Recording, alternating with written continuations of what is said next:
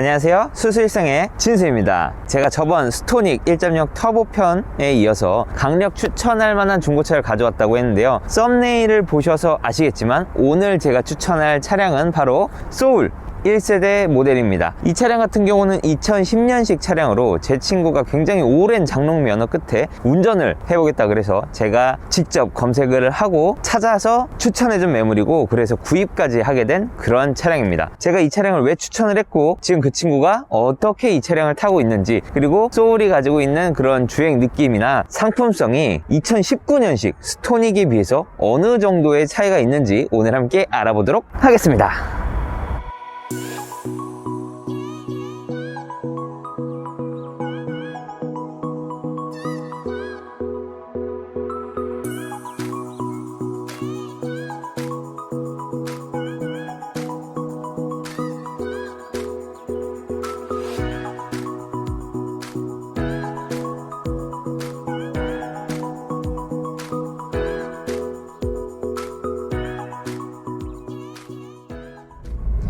지금부터 이 소울이 느껴주는 주행 감각에 대해서 함께 이야기해 보도록 하겠습니다. 아무래도 연식이 있는 차량이다 보니까 엑셀이나 브레이크의 감각이 그 전편 스토닉보다는 조금 둔한 편이긴 합니다.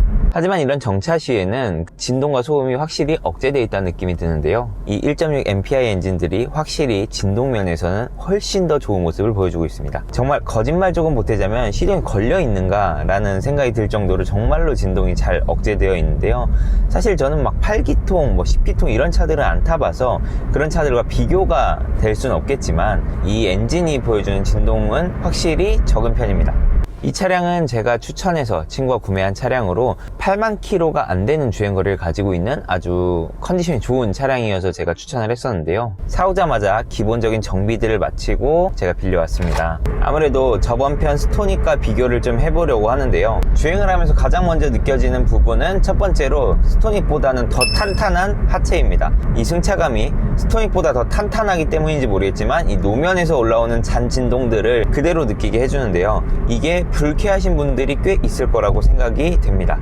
그리고 제가 언급을 했었던 이 스티어링 휠은 스토닉보다는 약간 더 이렇게 묵직한 느낌이 있습니다. 그렇게 막 깃털 같은 가벼움을 느껴주진 않는데요, 핸들의 반응이 살짝 느리다는 느낌이 있습니다. 이렇게 핸들을 틀었을 때 스토닉은 아무래도 이 핸들을 틀자마자 이렇게 느껴지는 느낌이 있었거든요. 하지만 이 소울 같은 경우는 반박자 느리다고 해야 될까요? 얘를 틀고 나면 하고 움직이는 그런 느낌입니다. 아무래도 승차감 측면에서는 저는 조금 더 탄탄한 이 소울이 마음에 드는 편입니다. 하지만 핸들의 느낌은 그 가벼운 느낌이 별로여서 그렇지 반응 속도는 스토닉이 조금 더 좋은 편이었기 때문에 핸들에서 느껴주는 그 느낌은 가벼운 것만 뺀다면 스토닉이 조금 더 좋았던 느낌이 듭니다. 자, 동일한 구간에서 유턴을 하고 급가속을 한번 해보도록 하겠습니다. 가자!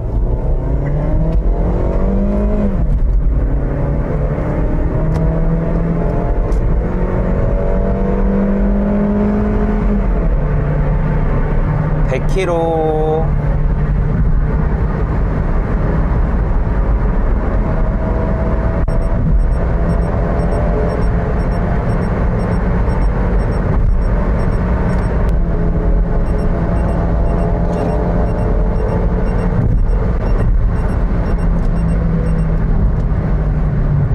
제가 설치해줬던 이 HUD가 과속한다고 삑삑대고 난리를 치네요. 방금 가속을 하면서 느꼈었던 부분은 스토닉이 빠르네, 소울이 빠르네 라고 이렇게 단정 짓긴 조금 어려운 것 같습니다. 가속을 측정해 본 것도 아니고요. 하지만 출력 또한 그렇게 차이가 나지 않거든요. 근데 약간의 그 느낌이 다른 게 뭐가 있냐면, 스토닉 같은 경우는 막 뭔가 쥐어짜내서 막 바들바들바들해서 속도를 올리는 느낌이 든다면, 이 소울 역시 이렇게 막 쥐어짜는 느낌은 비슷하지만 조금 더 여유가 있다라고 해야 될까요? 그리고 차체의 느낌도 스토닉이 더 가벼워서 그런지 모르겠지만 이 소울이 주는 느낌이 조금 더 안정감이 있었습니다. 그리고 스토닉이 보여줬던 그 최고 속도보다 조금 더 높은 속도를 보여줬는데 아무래도 배기량에서 주는 속도의 차이가 아닐까 생각을 해봤습니다. 물론 이 소울 역시 엄청 고속 주행을 하고 막 하드코어 주행을 하는 차량이 아니기 때문에 그 속도 이상으로 올릴 필요는 전혀 없다고 저는 생각이 들고, 제가 스토닉 영상에서 말씀드린 것처럼 초보 운전 분들이나 첫 차를 구매하시는 분들, 혹은 뭐 장롱 면허여서 이렇게 난 좀 차가 이제 필요해져서 차를 사야 되는 분들에게 적합한 차량을 소개하고 있다 보니까 아무래도 이 소울 너무나도 좋은 차량이라는 생각이 듭니다. 주행하는 느낌을 정리를 해보자면 이 소울이 느껴주는 주행 감각은 스토닉 대비 더 경쾌한 느낌은 아닙니다만 비슷한 출력과 더 단단한 승차감, 하체를 가지고 조금 더 안정적인 느낌을 주고 있습니다. 아무래도 연식이 있다 보니까 하체에서 나는 자그마한 잡소리들, 그리고 이제 뭐 이게 삐걱삐걱 되는 소리들은 차량 가격을 생각했을 때 충분히 감안할 수 있는 부분이라고 생각이 되고요. 또 스토닉보다 높은 차고에서 주는 이 시인성, 전방 시야는 굉장히 좋은 편입니다. 스토닉이 소형 SUV라서 해치백보다 조금 더 높은 그런 느낌을 준다면 이 소울은 그보다도 더 높기 때문에 약간 SUV를 운전하고 있다라는 느낌을 주고 있고요. 비슷한 출력이지만 더 묵직하고 안정감 있는 주행을 느낄 수 있었습니다. 그런 부분은 더 장점이라고 생각이 되네요. 한 가지, 이 반응이 느린 핸들, 이 스티어링 휠이 아무래도 이 소울의 가장 큰 단점이 아닐까라는 생각이 듭니다. 다만 아까 말씀드린 연식에서 오는, 이 노후된 차에서 오는 약간의 그 뭐 삐걱거림, 그런 잡소리, 그리고 부족한 옵션들은 가격을 생각했을 때 충분히 납득할 수 있을 만한 수준이기 때문에 여러분들이 그런 것들을 이렇게 저렇게 따져가면서 예산에 맞춰서 차를 고르시는 게 가장 현명한 방법이라고 생각이 됩니다. 이렇게 천천히 시내 주행을 하면서 느끼는 점은 단단하다기보다 좀 딱딱한 승차감을 싫어하실 분들은 계실 것 같습니다. 고속 주행 중에 이 풍절음이라든지 도로의 소음들은 어느 정도 유입이 되는 편이니까 그 정도만 감안을 해 주시고 차를 비교하시면 될 것 같습니다. 그럼 주행하면서 느낀 점은 여기서 마무리하고 실내로 한번 들어가 보도록 하겠습니다. 자, 소울 실내로 들어왔습니다. 일단 뭐 바닥이 보이실지 모르겠는데 저번 스토닉과 다르게 제 발이 땅에 안 닿습니다. 그만큼 차고가 더 높다라는 거겠죠. 그리고 이 시트 자체가 확실히 스토닉에 비해서 더 높고, 그렇기 때문에 아까 주행 중에서도 말씀드렸지만 전방을 보는 시야가 굉장히 넓습니다. 높고 넓은데 그것은 이 시트가 높고 차고가 높은 것에서 주는 영향이라고 생각이 됩니다. 그 밖에 창문 내리고 올리는 건 똑같습니다. 운전석은 내리는 것만 오토고 나머지는 다 수동이고요. 올라가는 거 마찬가지고, 이 차량은 블루투스 지원하지 않습니다. 2010년에 블루투스가 없었던 걸로 전 기억을 하고 있거든요. 그래서 블루투스 지원하지 않지만 핸드폰 블루투스를 연결을 해서 음악을 들을 수 있는 장치를 연결해 두었고요. 그리고 전 차주분이 후방 카메라 겸 내비를 달아두셨는데 내비가 정말 쓸데가 없습니다. 이게 너무 느리고 사용할 수가 없는 내비예요. 그래서 이 친구는 송풍구에 핸드폰 거치대를 달아서 핸드폰으로 내비를 보곤 합니다. 실내를 보시고 또 소울을 보셔서 이 차를 산 친구가 여자는 아닐까라고 생각하시는 분들이 계실 수 있지만 남자친구고요. 제가 소울을 추천하기 전에 몇 가지 차량들을 더 추천을 했었습니다. 1000만원 언더의 차량들 중에 아반떼 MD, 아이셋 1, 2세대, 그리고 소울, 이런 식으로 몇 가지 차종을 추천을 했는데 이 친구가 소울 디자인이 너무 마음에 든다고, 그 중에서도 이 색상의 차량이 너무 마음에 든다 그래서 이 색상의 차량으로 키로수가 짧고 컨디션이 괜찮아 보이는 차량을 제가 직접 찾아서 같이 차를 보러 갔었는데요. 지금 너무 만족하면서 운행을 하고 있거든요. 초보 운전이 운전하기에 굉장히 적당한 사이즈와 적당한 출력, 그리고 옵션이 빠졌다고 해서 그렇게 불편해하지 않습니다. 이 친구가 운전을 하면서 송풍구 조작하는 것도 사실 처음에 어려워했었기 때문에 스토닉 깡통과 다르게 오토 에어컨을 또 지원을 하고 있어요. 그리고 놀랍겠지만 열선도 들어가 있답니다. 그 외에 뭐 당연히 통풍 시트는 없고요. 오토 라이트 같은 기능들도 없습니다. 하지만 이런 것들이 저는 저번 편에도 말씀드렸다시피 옵션을 그렇게 중요하게 생각하지 않기 때문에 이런 분들께는 오토 에어컨과 열선만 있어도 충분히 운행하는데 지장이 없지 않을까라는 생각이 듭니다. 그리고 놀라운 거는 하이패스 룸밀러가 달려있어요. 이 부분은 정말 유용한 옵션이라고 생각이 됩니다. 그러면 뒷자리로 넘어가 보도록 하겠습니다. 네, 이렇게 뒤로 넘어왔는데 여기도 역시 발이 닿지 않고요. 무엇보다 레그룸이 제가 똑같이 운전을 하고 온 시트입니다. 근데 주먹이 2개가 들어가요. 저번 편 스토닉은 주먹 하나가 겨우 들어갔었죠. 이 차량은 주먹이 2개나 들어가면서 동시에 이 밑에 발을 넣을 수 있는 공간이 굉장히 넓습니다. 그냥 발목이 겨우 들어간 수준이 아니라 뭐 이렇게까지 펼 수 있을 정도로 굉장히 앞에 시트가 높게 떠 있기 때문에 뒤에서 이 발을 넣을 공간까지 충분히 마련이 되어 있다는 점 너무 신기한데, 이거 와, 이런 부분은 확실히 이 박스카라서 그런지 모르겠는데 이 차량이 훨씬 더 뒷좌석에서 주는 여유로움이 있네요. 물론 시트가 좀 투박하게 생겨서 이렇게 방패 같은 느낌이 들어요. 근데 뭐 그거는 그렇게 신경 쓰이는 건 아니니까요.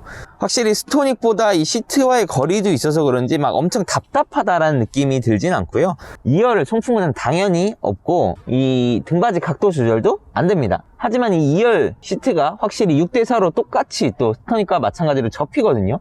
그런 부분을 봤을 때는 차박하기에도 더 유용할 수 있겠다.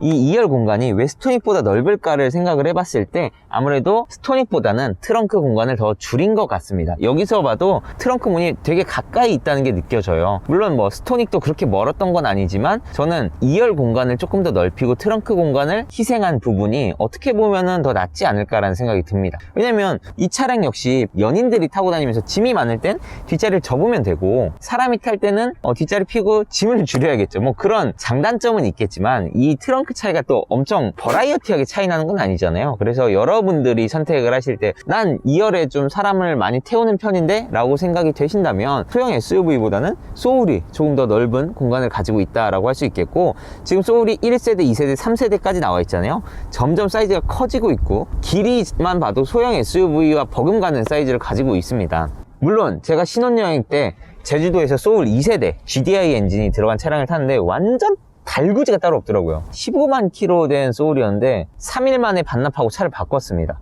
근데 이 차는 엔진도 다르고 미션도 다르기 때문에 그에 따른 내구성도 어느 정도 보장이 되어 있는 차량이거든요. 왜냐면 제 동생이 똑같은 엔진 미션이 들어간 아이서티 1세대를 타고 있잖아요. 3년을 타고 있는데 전혀 이런 큰 문제가 생기지 않았던 걸 보면 이 차량 역시 그럴 거라고 생각이 되고, 저번 편에서 말씀드린 것처럼 실내는 거주성 정도를 봤을 때 1열, 2열 모두 거주성이 충분하다. 조금 과장되게 말하면 준준형 차들 정도의 공간이 나오고 있다라고 말씀드릴 수 있겠고, 트렁크는 소형 SUV 단도직입적으로 스토닉보다는 조금 좁은 것 같습니다. 그래서 이런 부분을 참고해서 실내를 보시면 좋겠습니다.